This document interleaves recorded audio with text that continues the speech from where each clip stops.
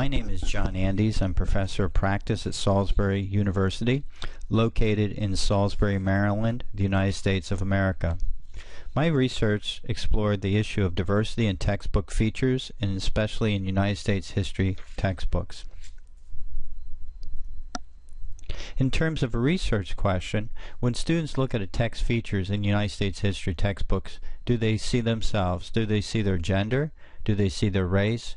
Do they see their ethnicity? And do they see their age group portrayed in those text features? One can assume by increasing these features in textbooks, especially United States history textbooks, it will increase the interest that the reader has in specific information portrayed in those textbooks. Text features would include things like photographs, charts, paintings, lists, tables, illustrations, and of course insets of vignettes of interest. Text features are important because they expand a concept found in the text, establish points of interest, provide background information, help to focus the reader on key information, provide visual interest, and help to set purpose for reading.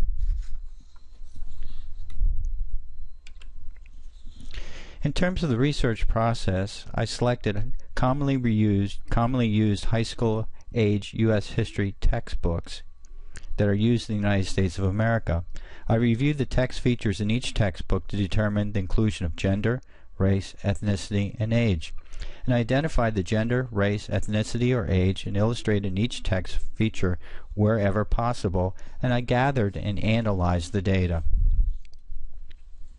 The finding of my research would include the following areas of gender, race, ethnicity, and age.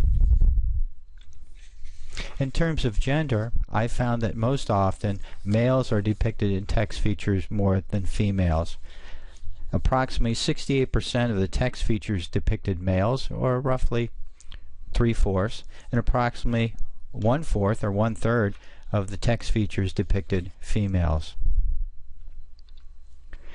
In terms of race, a predominant majority of text features included Caucasians, or approximately 72%, whereas African Americans were portrayed as the highest number of text features in the series that I looked at.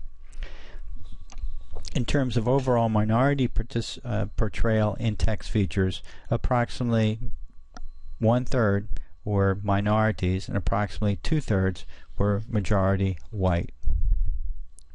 In terms of ethnicity, in some instances it was difficult, especially in photographs, illustrations, or drawings, to determine ethnicity, but it seemed to be that the predominant ethnicity depicted is Northern European.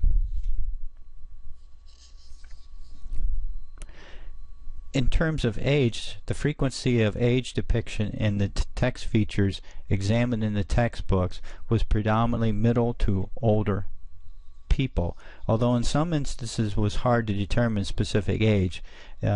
One could assume that the age group was either middle or older people.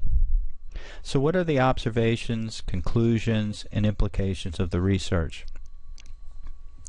I found that U.S. history textbooks include a significant number of text features.